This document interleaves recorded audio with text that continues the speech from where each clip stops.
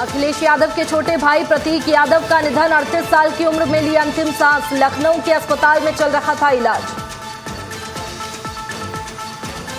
आजमगढ़ मुठभेड़ में tractor pickup चोरी गैंग का पर्दाफाश। शातिर बदमाश विनोद उर्फ सिंटू और अमित गिरफ्तार। फायरिंग में एक घायल। भारी मात्रा में चोरी का माल और हथियार बरामद। पुलिस जांच जारी। हरिद्वार कुंभ 2027 की तैयारियों पर रेलवे और मेला प्रशासन के बीच हुई बैठक। एआई कैमरों से होगी निगरानी। भीड़ प्रबंधन और स्टेशनों के विस्तार पर बनी रणनीति। देहरादून में फर्जी नंबर प्लेट बनाने वाले गिरोह का खुलासा। परिवहन विभाग ने राजपुर रोड पर की छापेमारी। आपराधिक गतिविधियों में इस्तेमाल होने की आशंका।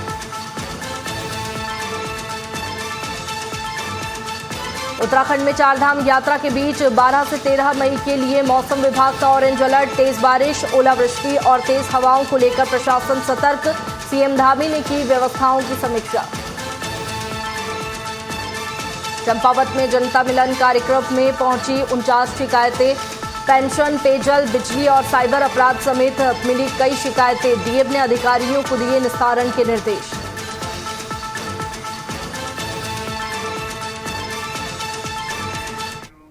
नमस्कार, न्यूज 360 देख रहे हैं आप और मैं आपके साथ में वैष्णवी। बुलेटिन की शुरुआत करेंगे खबरों के साथ, जहां लखनऊ में समाजवादी पार्टी के प्रमुख अखिलेश यादव ने अपने छोटे भाई प्रतीक यादव के निधन पर गहरा दुख जताया है। उन्होंने कहा कि उन्होंने प्रतीक को बचपन से देखा है और उनका इस तरह अचानक चले जाना बहुत दुखद है। अखिलेश यादव ने मीडिया से बातचीत में ये भी कहा कि परिवार और कानून जो भी निर्णय लेंगे उसे माना जाएगा और आगे की कार्रवाई कानूनी तरीके से ही की जाएगी। इस घटना के बाद यादव परिवार और उनके समर्थकों में शोक की लहर है। मैंने प्रतीक को बचपन से देखा है। आज वो हमारे बीच नहीं है, बहुत दुख है। और एक अच्छा नहीं ले पाएंगे, मेरा सीना दबा हुआ है यार। नौजवान इसलिए था कि बचपन से ही उसे स्वास्थ्य के प्रति, अपने हेल्थ के प्रति और वो कुछ जीवन में आगे बढ़कर के काम करना चाहता था। एक बहुत अच्छा लड़का जो अपने मेहनत से कुछ करना चाहता था। बहुत दुखद है वो आज हमारे बीच नहीं है।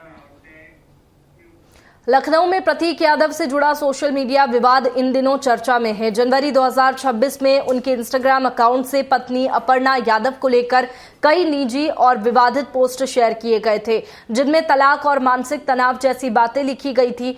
बाद में अपर्णा यादव के भाई ने अकाउंट हैक होने की बात कही थी। इसके बाद सामने आए वीडियो में प्रतीक यादव ने स्वीकार किया था कि पति पत्नी के बीच गंभीर विवाद हुआ था, जिसके चलते उन्होंने पोस्ट किए थे। हालांकि अब उन्होंने दावा किया था कि दोनों ने आपसी बातचीत से मामला सुलझा लिया। भयानक विवाद हुआ था। 19 जनवरी 2026 को मुझमें और मेरी पत्नी अपर्णा के बीच में एक बहुत भयानक विवाद हुआ था, जिसके कारण मैंने 2 पोस्ट डाले थे और हम दोनों ने मिलके उस विवाद को सुलझा लिया है, खत्म कर लिया है। और जिन लोगों की गांड फट रही है इस विवाद के सुलझने से या हमारे साथ आने से, मैं कहता हूं तुम सब के सब बाढ़ में जाओ। Go to hell.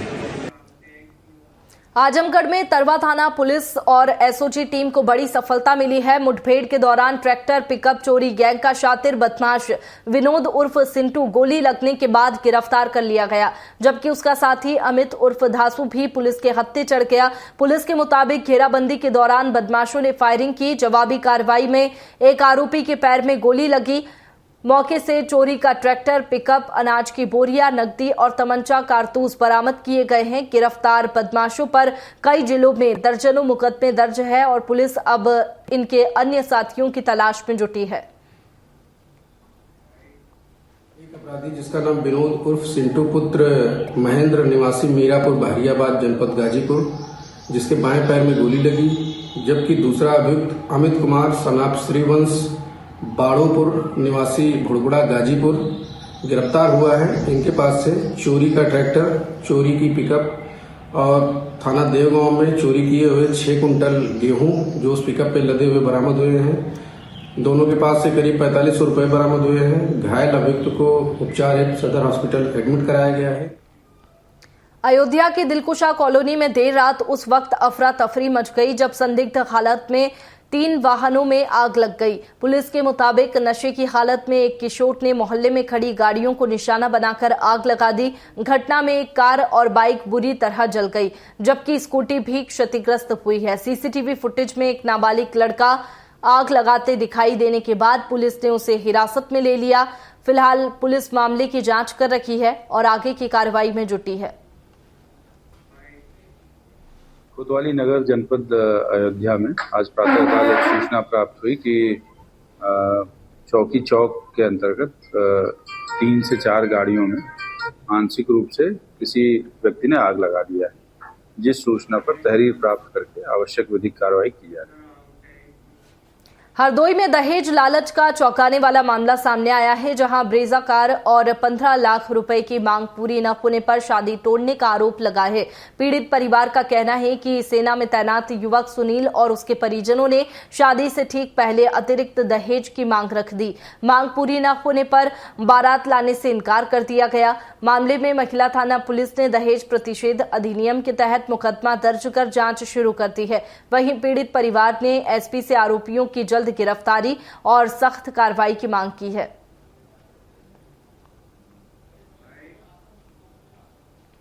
88,000 की लगभग, बाकी 2,51,000 रुपए नगद पंचायत घर में दिया गया। फल फ्रूट कपड़े सब दिए गए सारे मेहमानों के सामने।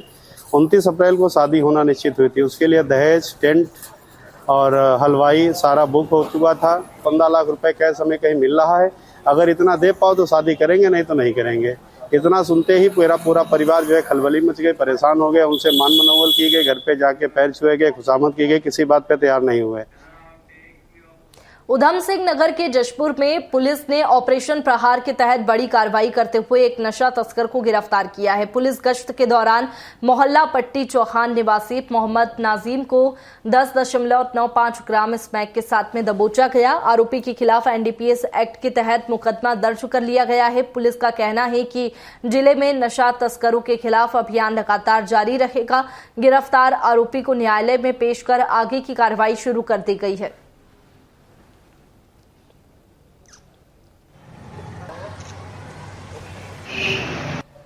नाजिम नाम के अभियुक्त को लगभग 11 ग्राम स्मैक के साथ गिरफ्तार किया है, जिसे आज माननीय न्यायालय के समक्ष पेश किया जा रहा है। और सभी नशे के तस्कर किसी भी हालत में उनको छोड़ा नहीं जाएगा और सभी को सलाखों के पीछे भेजा जाएगा। महोदय के जो निर्देश हैं उसका पूरी तरह पालन किया जाएगा। हरदोई के निजामपुर चौराहे पर बुधवार सुबह तेज रफ्तार स्लीपर बस और गेहूं से भरी ट्रैक्टर ट्रॉली में जोरदार भिड़ंत हो गई। हादसा इतना भीषण था कि ट्रॉली पलट गई और सड़क पर गेहूं बिखर गया। दुर्घटना में बस सवार 5 बाराती घायल हो गए और दोनों वाहन बुरी तरह क्षतिग्रस्त हो गए। बताया जा रहा है कि बारात लौटते समय ये हादसा पाली रूपापुर मार्ग पर हुआ। फिलहाल पुलिस मामले की जांच में जुटी हुई है।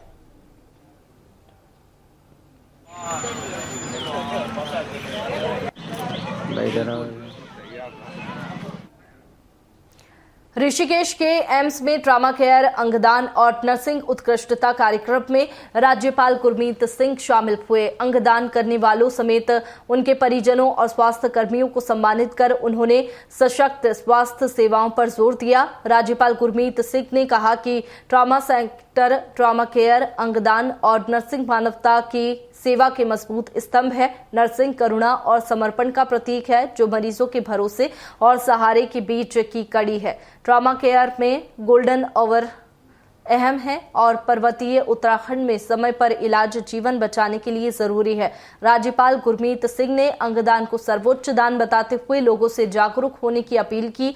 उन्होंने कहा कि एम्स में हेलीकॉप्टर, एम्बुलेंस, एआई और ड्रोन तकनीक से स्वास्थ्य सेवाओं में बड़ा सुधार आया है।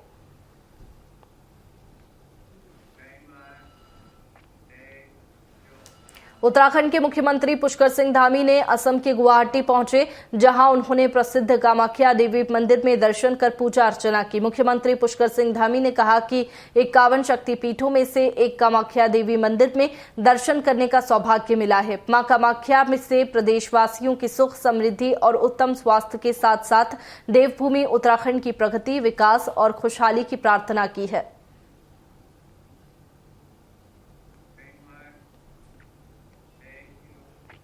नैनीताल में आयुक्त और मुख्यमंत्री के सचिव दीपक रावत ने एसडीएम तहसील और निबंधन कार्यालय का औचक निरीक्षण किया। सरकारी दफ्तरों की व्यवस्थाओं में खामियां मिलने पर उन्होंने अधिकारियों को कड़ी फटकार लगाई।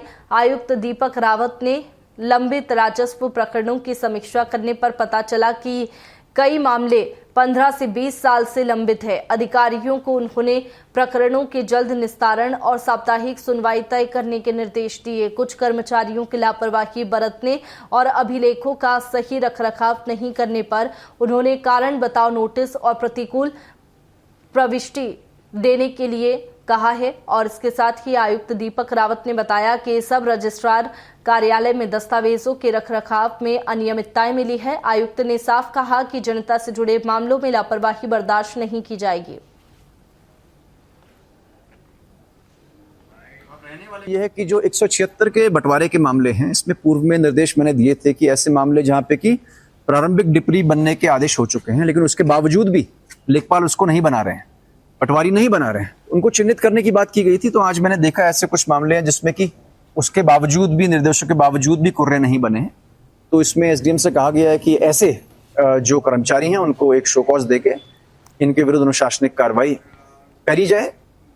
देहरादून में कांग्रेस के पूर्व प्रदेश अध्यक्ष करण मेहरा ने नर्सिंग अभ्यर्थियों के धरने को समर्थन दिया। उन्होंने कहा कि सरकार अभ्यर्थियों की आवाज सुनने को तैयार नहीं है, जबकि एक महिला नेता पिछले 30 घंटे से टंकी पर बैठकर आंदोलन कर रही है। सरकारी भर्तियों में लगातार धांधली होने से युवाओं का भविष्य असुरक्षित हो रहा है। कांग्रेस के पूर्व प्रदेश अध्यक्ष करण मेहरा ने अभ्यर्थियों की नियुक्ति की मांग को सही ठहराया।